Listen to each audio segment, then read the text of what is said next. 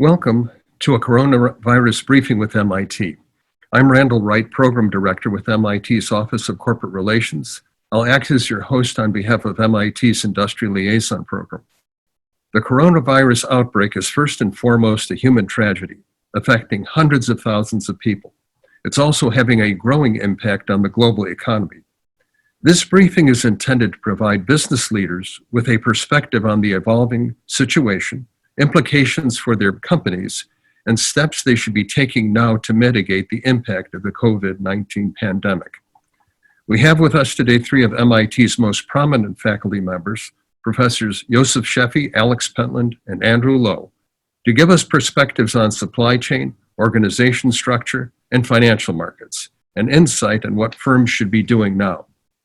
Let me begin by introducing Dr. Yossi Sheffi, Professor of Engineering at MIT and Director of the MIT Center for Transportation and Logistics.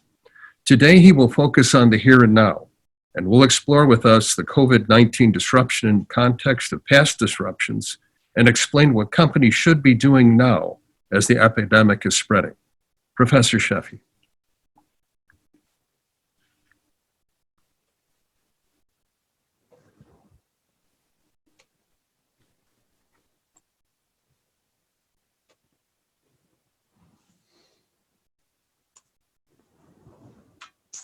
Hello, everybody. I'm Yossi Sheffi. I'm the director of the MIT Center for Transportation Logistics. In the next hour, we'll talk about business and supply chain impacts of the COVID-19. Of course, the first thing that people tell you is not to panic. And I'm not panicking because my computer is not working. So just a minute, there's a technical difficulty here. Yep, just click on the slides once with your mouse.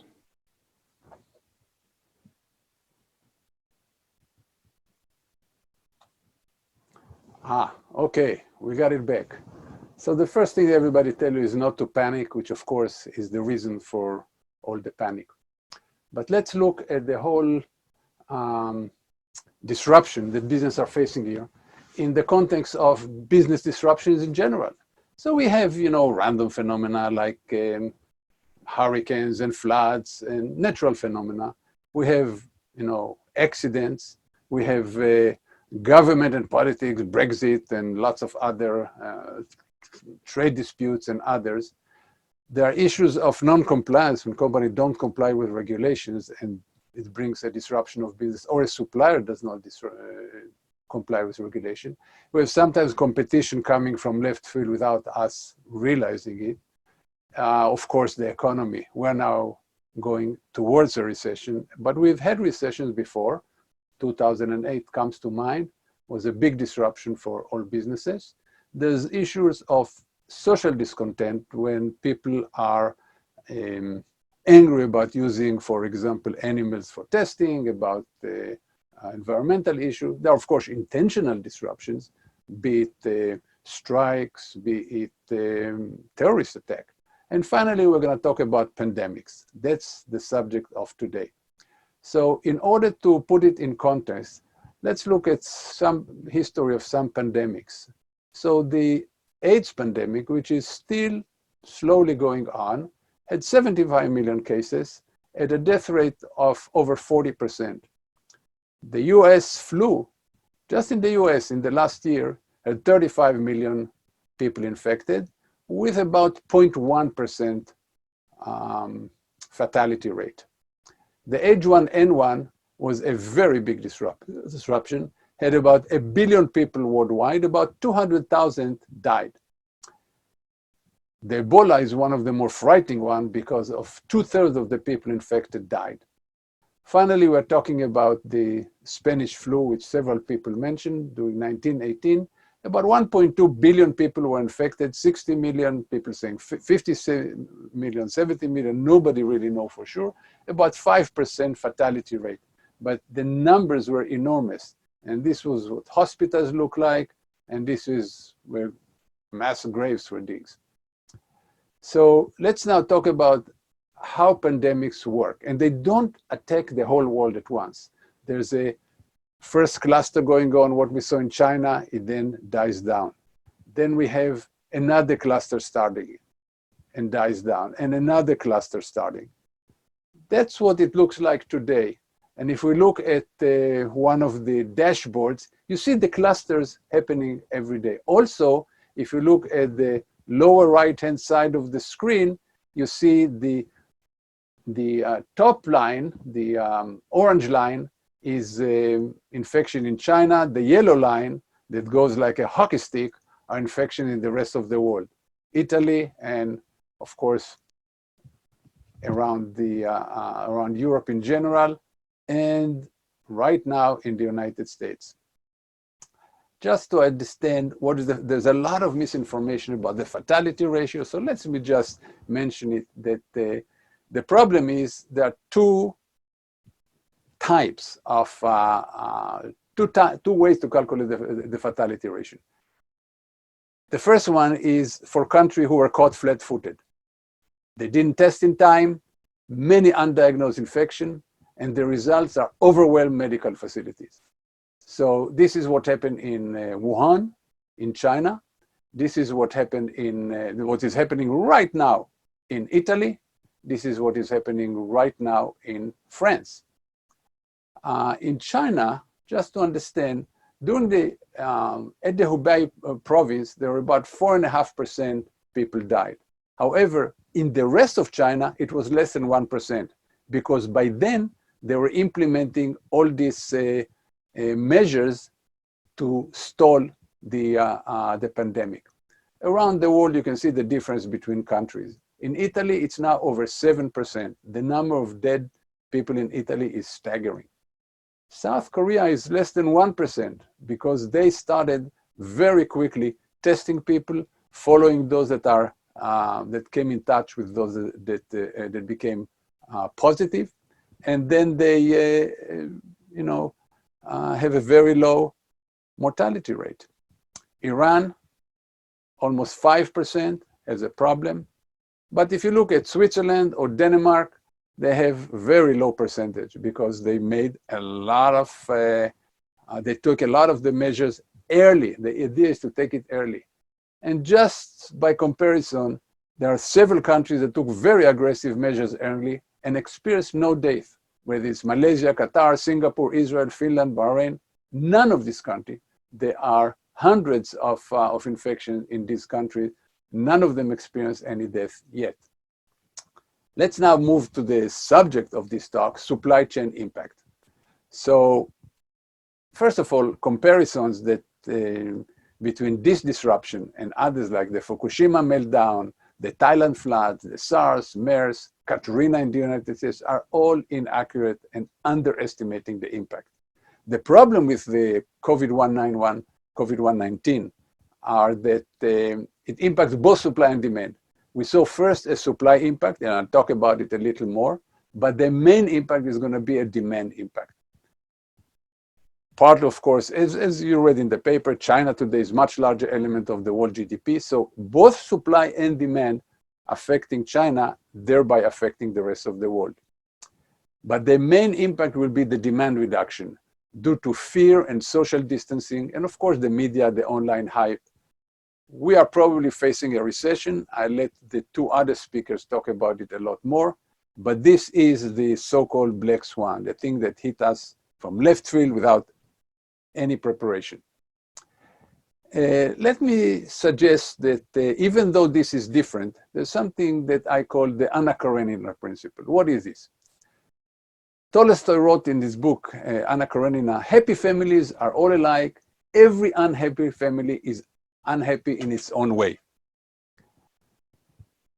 So every disruption comes with its own litany of misery, causes, and cascade of effect. Every disruption, no two disruptions are the same. However, management of every risk and every disruption involve prevention, detection, and response. There are generic preparation steps that should be taken in every disruption. These are applicable to supply chain issues, and we will talk about it right now. So first of all, the first thing that I want to explain is the so-called Bullwhip Effect. It tells us who will be the most vulnerable among businesses affected by the supply chain. What happens with the bullwhip effect is as follows. Assume that a retailer sees consumer demand go down by, call it 10%. The retailer has two things. Now, it thinks that the demand will be down by 10%. I'm just using an example number. Will go by 10% for a long while. It also has inventory, assuming that it will be 100%. So it has to reduce for the future its order, and it has to get its inventory down. So instead of just ordering from the distributor 10% less, it order maybe 15 or 20% less. The distributor sees 15 or 20%, it has the same issue. It looks at its forecast, it looks at its inventory, and it order from the producer maybe 25% less. The producers order from supplier even less, and it goes up and up. The bullwhip goes up and down. At this point we're going down. It also, oscillate heavily. But the point is that the small suppliers at the second and third tier of the supply chain are usually small and cannot withstand the initial downdraft in orders. So the result is damage to the upstream suppliers. Just to give you some data, during the height of the 2008 crisis, which was also a demand disruption, US retail sales were down 12%, manufacturing inventory down 15%, and manufacturing sales were down 30%. A colleague of ours, Jan Francois in Holland, did a study with using Dutch data during 2008. Tier 1 and 2, it's the suppliers immediately supplying to the brand owners. Relative to the end consumer, they went down about 25%. However, people deeper in the supply chain, what we call upstream relative to the end customers, were down 40%.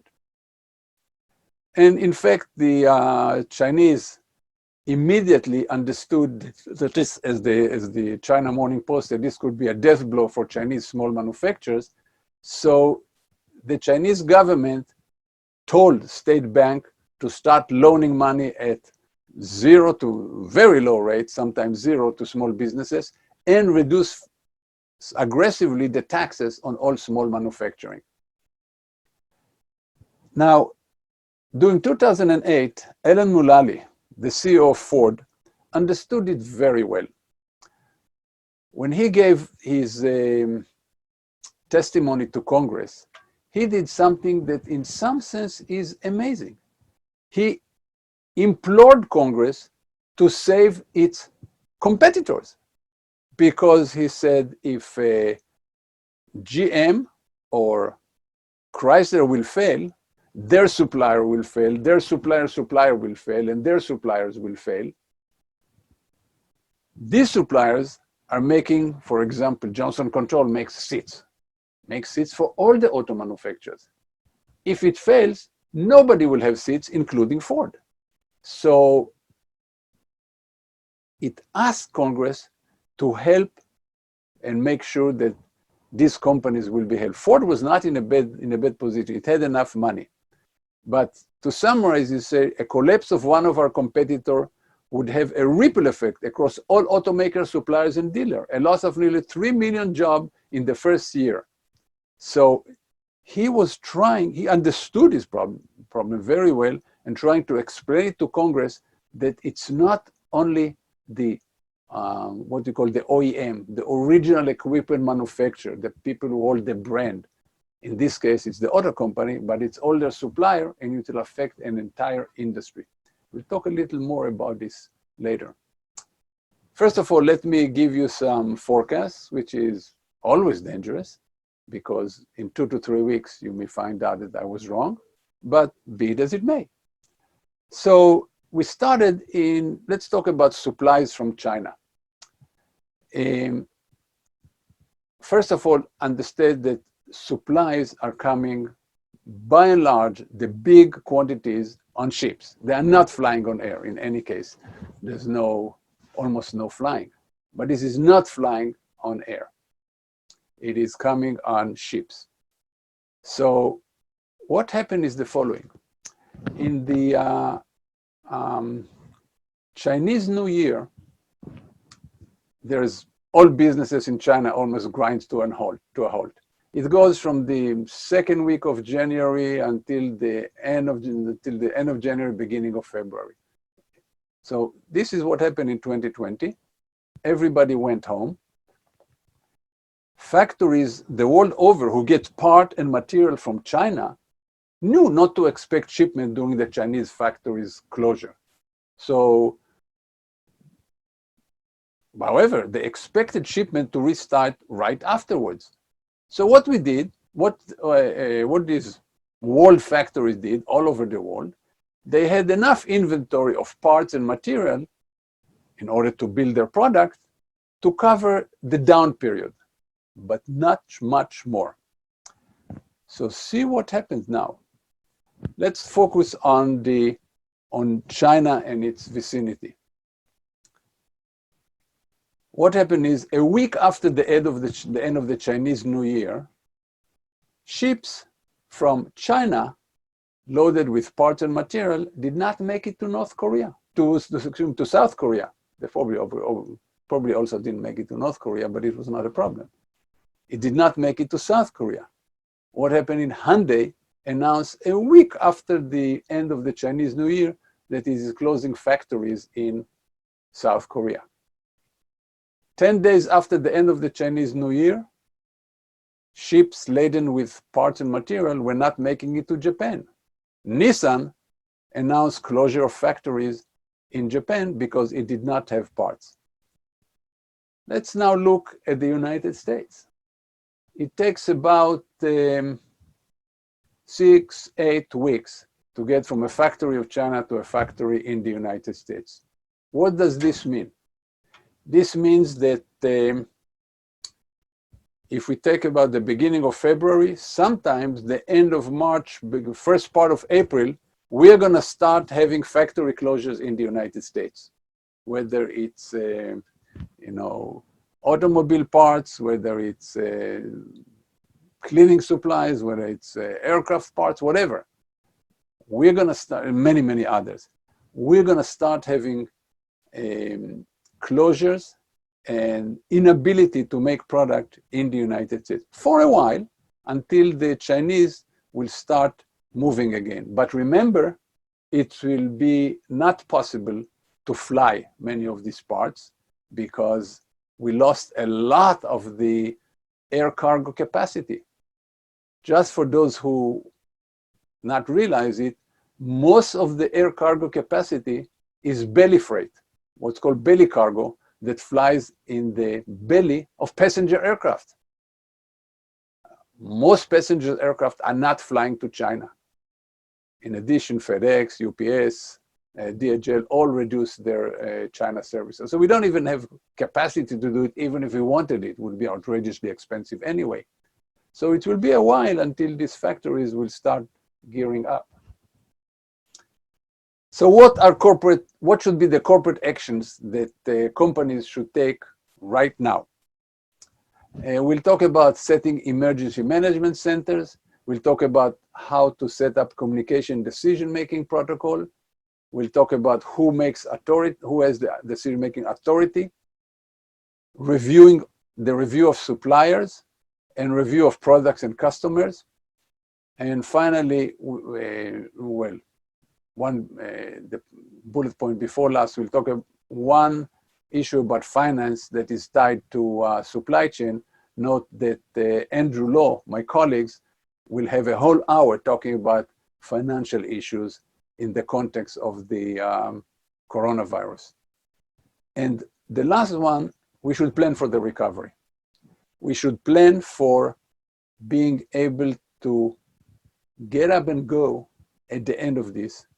And we'll just mention what should be done then. So first, let's talk about Emergency Operations Center. So the idea is, when you have a crisis, you want central information and decision-making function. You want the decision makers have all the information come to one place when people can talk to each other and make decisions. Now, the pictures that you see here are, or the illustration that you see here, are probably not relevant for a coronavirus, because a lot of this, in case of the coronavirus, will be done virtually. But we need a central information decision making, and one can have people in a room like this, but spread them around, of course. In this type of emergency operations center, you have to worry about two things. You have to worry about employees. How do you take care of employees? And how do you take care of the business ecosystem? And in many ways, this should be two separate teams, because the mistake that many companies are doing this, one team looks at both, and you have to worry about both of them. Both of them are as important at the same time. When you talk about employees, you have to think about families, you have to think about children at home, you have to think about how to connect employees, continuity of pay. A lot of these issues have to be dealt by the HR team, basically tied to the emergency operations center. Of course, taking care of the business ecosystem is what we'll talk about later. How do you take care of customers? How do you take care of employees? How do you take care of suppliers, and so forth? And lastly, taking care of communities. Corporations operate in certain communities and have to make sure that they offer their services to the community. So for example, Google made its online tools for collaboration free for businesses for the next 3 months or so. Many businesses are taking similar actions, giving their stuff free to people so they can use during the, so they can keep business, family, relationship, collaboration going during this crisis. Just to give you an example, this is the Walmart Emergency Operations Center during a hurricane. You see people sitting next to each other. That's not going to happen now. They're going to sit far away from each other, but this is tied to all their system. On the screen, you can see what happens in every one of Walmart distribution center and stores and parking lot. And the information comes to this place. This is American Airline Operations Center, something similar. Let's now talk about crisis communication. Excuse me. How do you communicate what has to be done in case of a crisis? So, first of all, you must have ready communication for all stakeholders, which means know who they are, have all the emails, have everybody get on similar collaboration tools at this point, and so on. As I mentioned before, you have to worry about employees, you have to worry about customers, you have to worry suppliers, the media, shareholders, analysts, and the community. You have to communicate with them continuously. For example, MIT every morning sends to all its employees a message about what's going on and how life are changing, what is happening, what is not happening. This is something, and it's sent. Now, of course, MIT, everybody at MIT has an email address and text and so forth, and it comes on all channels. Important to speak with one voice. Just one person speaks about the crisis and what we are doing about the crisis. Of course, we have to decide who is in charge. We all remember after President Reagan was shot that Alexander Haig came on TV and saying, I'm in charge. Turns out, according to the Constitution, he is not. But so one had to decide a priori what happens if the CEO falls ill. What happens if other people in the organization are not able to function? Give accurate information. This is something that we all lament now in the United States. But giving accurate information, tell exactly what's going on. The one voice has to tell everybody exactly what's going on, not try to spin it, not trying to blame other people. Just tell the truth. Example of how not to communicate is the case with Malaysia Airline, the Boeing 777 that went into the Indian Ocean. On March 8, 2014, Malaysian Airline 370 flight disappeared. Immediately, the Malaysian went into a tizzy. They started conflicting announcements and spoke with multiple voices.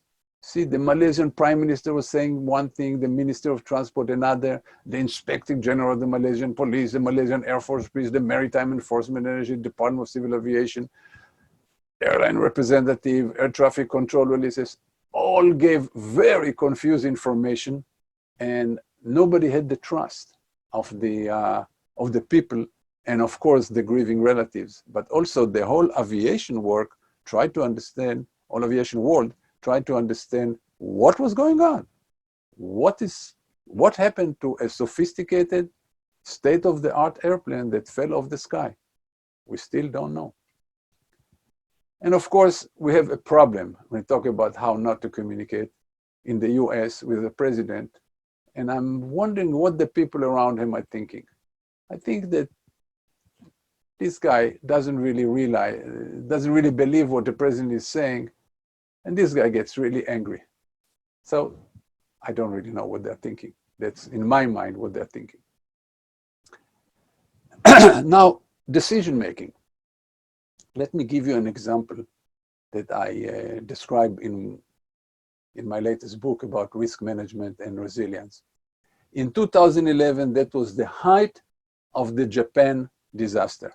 Remember the tsunami, the earthquake, the tsunami, and the nuclear disaster.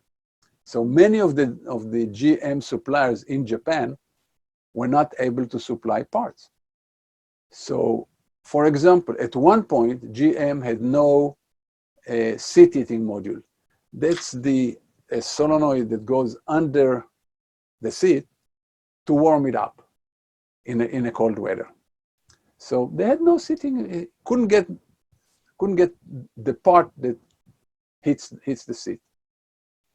So they had an emergency management center, of course, but they were arguing what to do. A vice president came in and made a decision. Build vehicle without heated seats. Well, turns out a disaster. The problem is that heated seats go with leather, so you build more cloth seats. So, but the cloth and leather mix affect the basic versus luxury model. So what happened is canceling the leather seat meant all sub-assembly and components that went into the seats became stranded in the supply chain somewhere. And anybody who works in supply chain know that the worst thing is to have too much stuff going to a distribution center or a warehouse. And you had all the leather seat clogging the supply chain. They had it with a few other parts.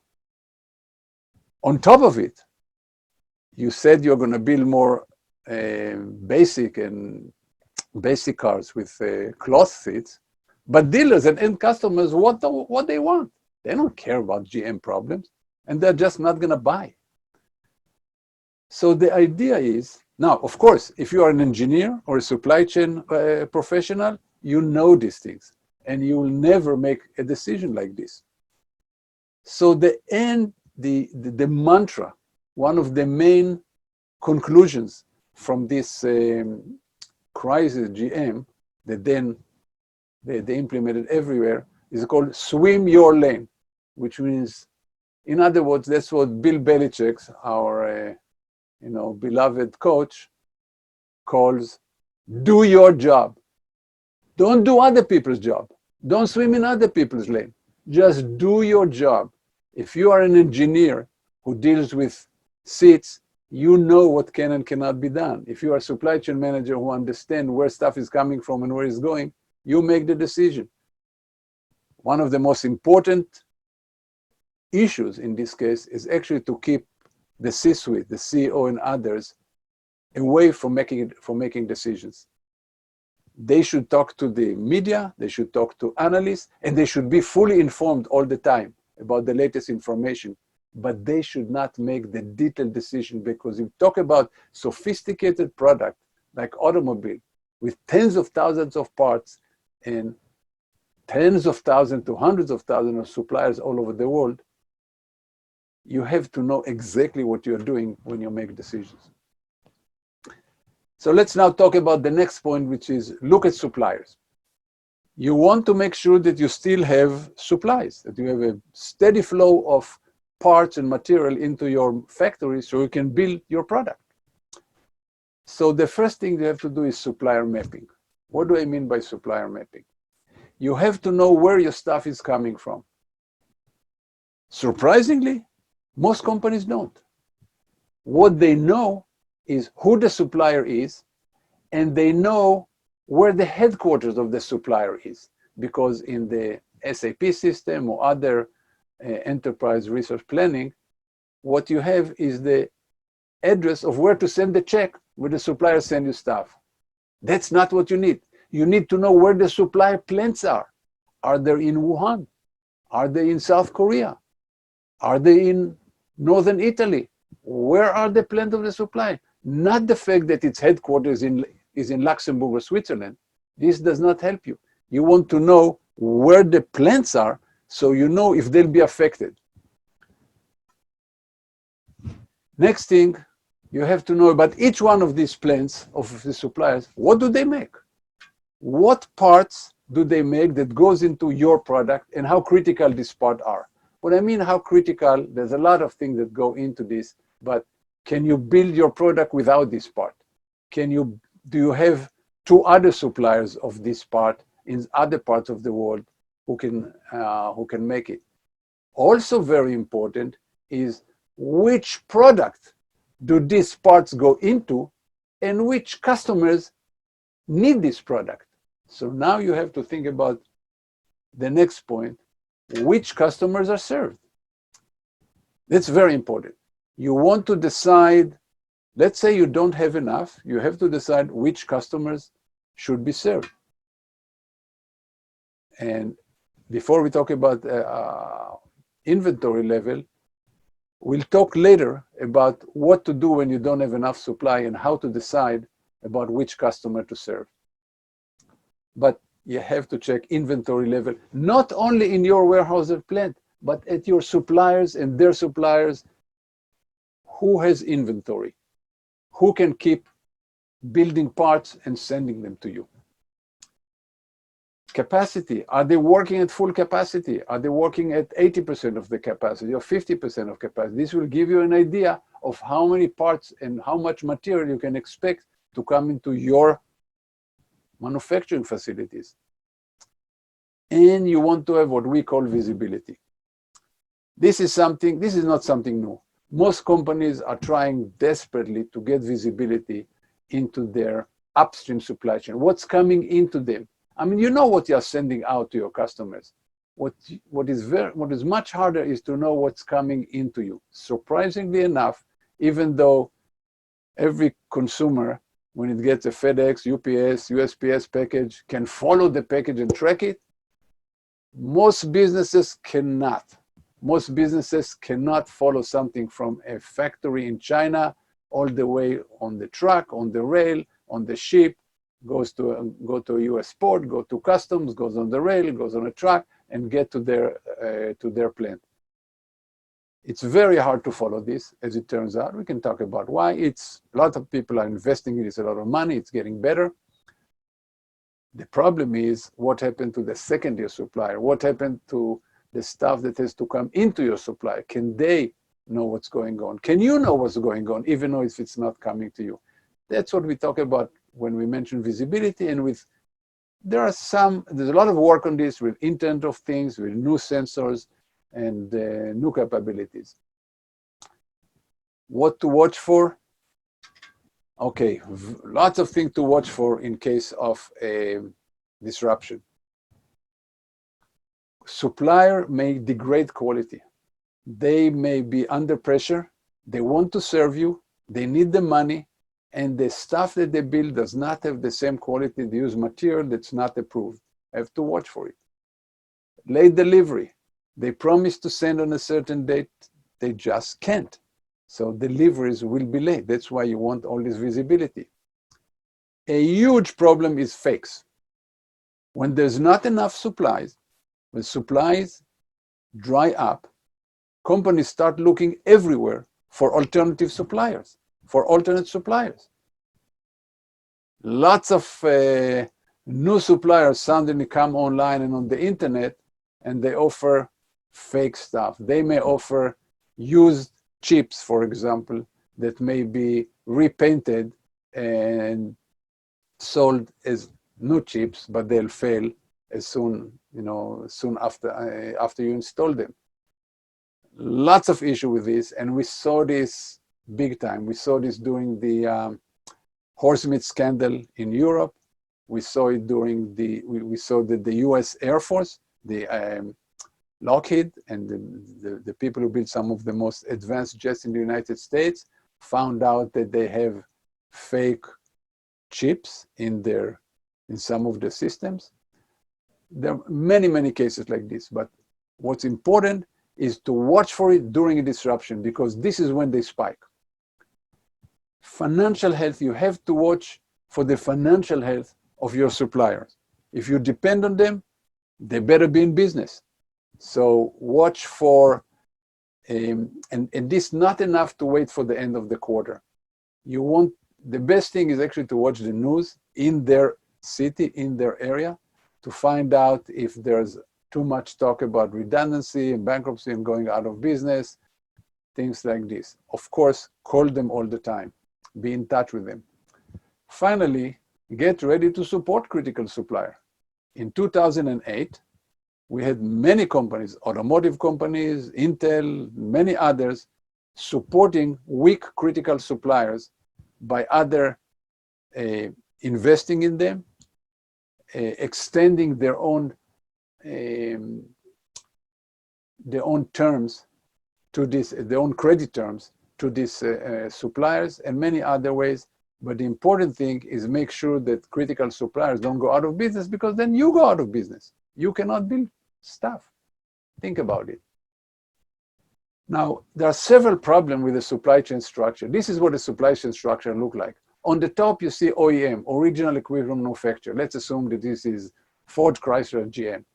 So the first problem is opaqueness.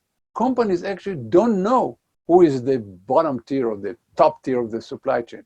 So if you look at the OEM, imagine General Motors, it's know who its tier one supplier here. Let's assume that one of them is, we say Johnson Control, makes seats. The seats is going to GM plant that assemble the cars. But into Johnson Control, there are companies who make all kinds of parts for the seats.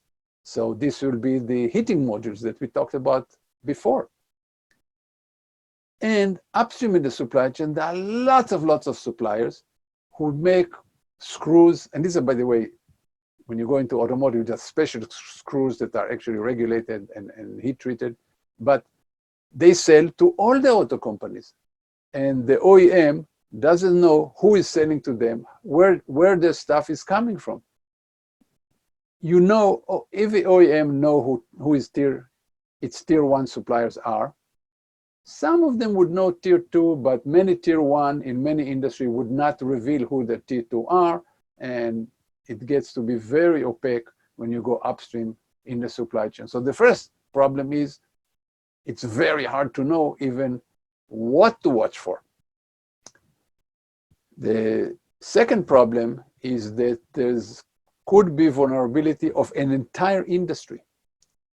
For example, it could be that unbeknown to all these three top original equipment manufacturers, they all depend on, for some parts, on one supplier at tier three. They don't even know who they are. We call it a diamond structure in the supply chain. Examples like this was in 2012, a factory, Evonik Chemicals, it's a factory in Germany, blew up. It supplied over 50% of the automotive needs, of the world need for automotive, what's called plastic 12. It's a certain type of plastic that is very resistant to corrosion, to to fluids, to a lot of other stuff. It is 40 to 50 pounds of this is used in every car around the world. It was a disaster that almost brought the entire automobile industry to its knees. Turns out the industry, to its credit, got together, all the competitors got together under the guise of the automotive industry group and in Detroit, brought together a lot of other chemical manufacturers, DuPont and many others, who started making this stuff. So the auto industry did not come to a halt. I mentioned before, what do we do if there's not enough supply? So if you have limited supply, you can do several things. You can allocate the goods, you can auction them, you can dilute them, and you can shape the demand. Let's talk about every one of those.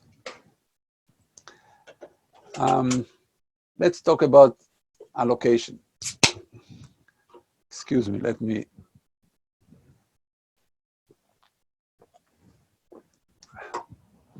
First of all, when we talk about allocation, it's product triage. In many cases, the same parts may go to many different products that you make. So again, which product gets the part? How do you do it? Based on financial contribution, which means the product with the highest margin, based on product for which you have a lot of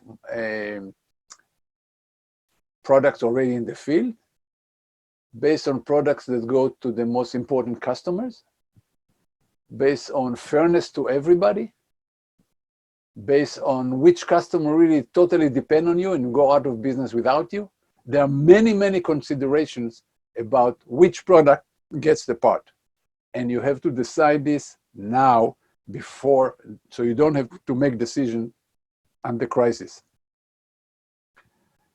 Of course, it works best if this consideration, like margin, vary across product and customer. If they're all, if they're all the same around all products, so you just do it by fairness. You give everybody the same percentage of the product, but it's never the case.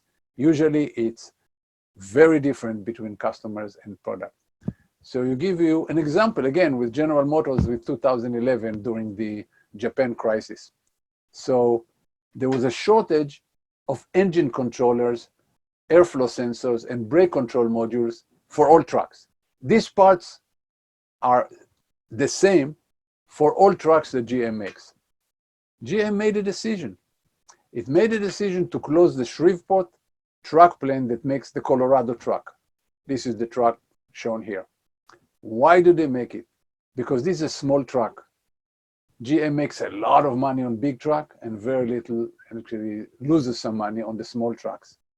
So in addition to this, it had lots of field inventory. Because it was not selling well, it has a lot of field inventory, so it would not have affected customers. So GM decided to close the Shreveport plant for 1 week. Of course, the Wall Street Journal and New York Times, so the sky is falling, GM is closing plant. It was totally and utterly planned and orderly closing. As it turns out, once they decided to close it and started the process, they found out enough extra parts and did not need to close. But by the time that you start closing of a plant, they had to close it for a week and then ramp it back up. But it's an example of product triage. An example of auction is in Thailand floods in 2011. There was huge floods in Thailand. You see all the factories being flooded. Thailand is the #1 producer, like 75% of the world disk drive are produced in this part of Thailand. So the company that had the part decided to get it to the customer who wanted it most. Now, economists will tell you that this is the right way to make a decision. Western Digital was hit hard, and Seagate had demand stripping supply. So Seagate conducted auction among customers. He who pays me the most will get it. Economists think it's the right way to do it because it gives the product to the customer who needs it most.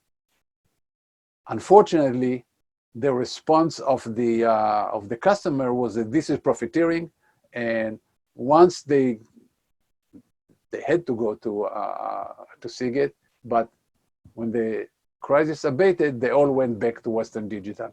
So it worked for a short term, but not for a long term. Dilution, that's an example. There are many other examples, but Maker Mark had high demand for his bourbon.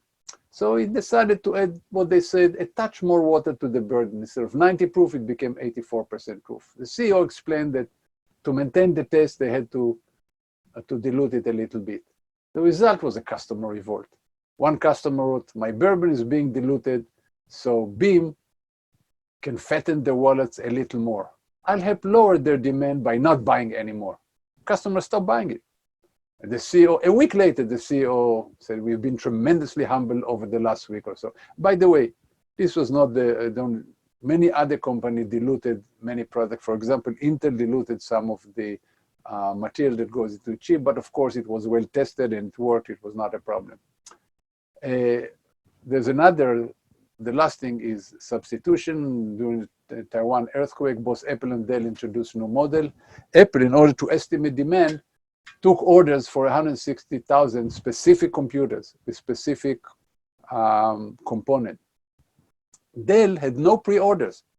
So Apple could not sell what they promised. Dell used its so-called postponement strategy. It would not build a computer until it had an order in hand. So it just raised the price of those computers that had the component in short supply, lowered the price on those computers for which it had all the parts, and continue selling with no problem. Let me just say a word about finance, and a lot more of it will be said by Andrew. First of all, during recessions, as we seem to be going into, cash is king. So in terms of supply chain, you have to think about paying later to suppliers, so you keep cash. You have to try to get earlier payment from customer once you send them the product. You have to reduce inventory. There's a lot of cash tied in inventory. You have to delay any capital investments. And of course, when you increase the time you pay suppliers, watch for the health of supplier. You can do it with some suppliers, not with the weak one. Of course, make sure you secure credit line and start thinking right now about the recovery. I will not talk more about it because Andrew Lowe will talk more about finance. But let's talk about planning for recovery. So the idea is to keep expertise in-house. So continuity of pay, taking care of family, allow for part-time work. Germany, Holland changed the labor law, for example. They want to make sure that workers with expertise are not going to leave the market or go and work elsewhere. So they allow for part-time work, but the big change was that unemployment would be paid for part-time work on a part-time basis. And then let's not forget, a crisis is a terrible thing to waste. And it's opportunity during a crisis for tough business decisions. It's an opportunity for reorganization that you always wanted to do, but there was a lot of resistance within the organization. There's an opportunity to cut non-performing products and customers under these circumstances. Finally, a note about the long term, because I get a lot of questions about it. Will more companies move manufacturing procurement onshore, out of China, out of elsewhere? Short answer is yes, but not much.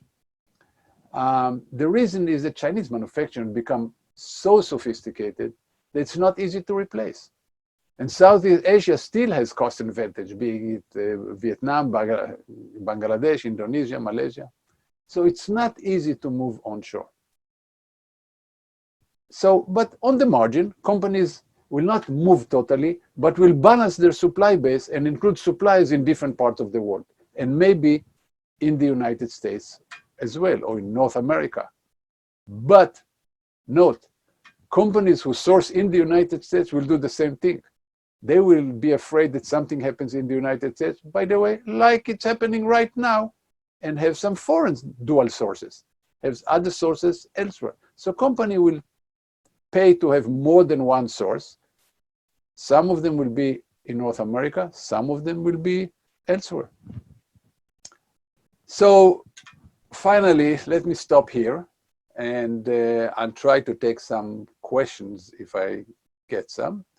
And just suggest further reading. I wrote 2 books on supply chain disruption. After 9/11, I wrote The Resilient Enterprise that came out in 2005. It's called I need my glasses. But it's Overcoming Vulnerability for Competitive Advantage. And in 2015, 10 years later, many of the companies that I talked to came to me and said, look, there are a lot more risks, but we're also much better at it. We know what we're doing, so we should write another book. So I did. And in 2015, I wrote The Power of Resilience, How the Best Companies Manage the Unexpected. None of this talks about coronavirus, but a lot of analysis of past pandemics. Finally, what you see down there, https://sheffi.mit.edu is my website. And if you go there and look on the LinkedIn influencer post and many others, you'll see on the front page a lot of posts, TV appearances, Wall Street Journal articles, and others, stuff that I wrote about the coronavirus in the last few months. So with this, let me see if we can take some questions.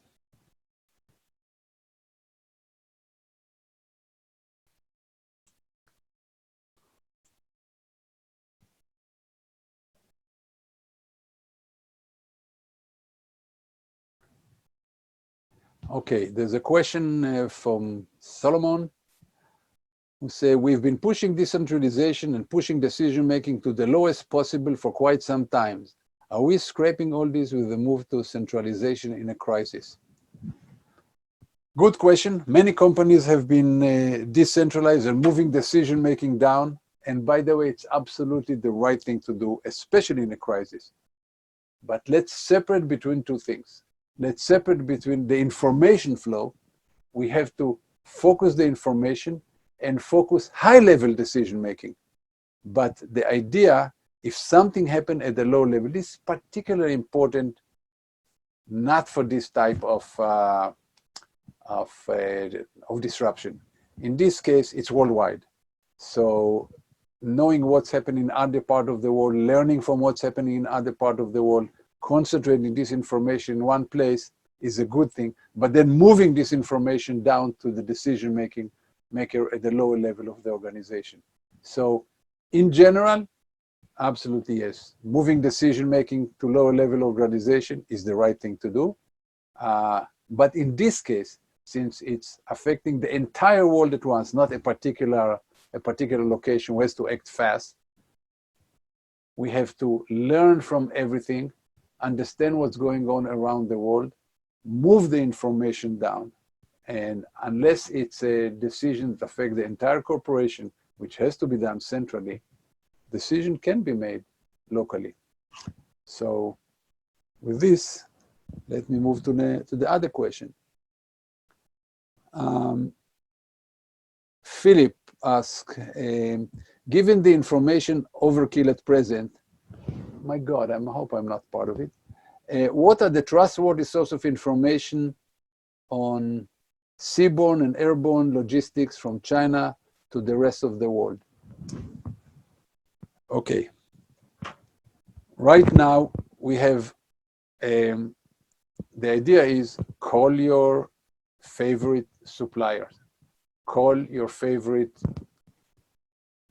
shipping company, airline that you ship it, mostly forwarders, forwarders are, for those who are not familiar with, are the intermediaries that you arrange for you for either sea or air international shipping.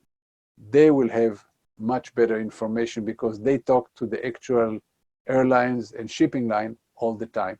So to me, the best source of information are this intermediary, the third party here, in between the customer, the retailer, manufacturer, distributor who owns the goods, and the customer where you want to send the goods to. In the middle, there's these forwarders, these third parties, who can have the information all around.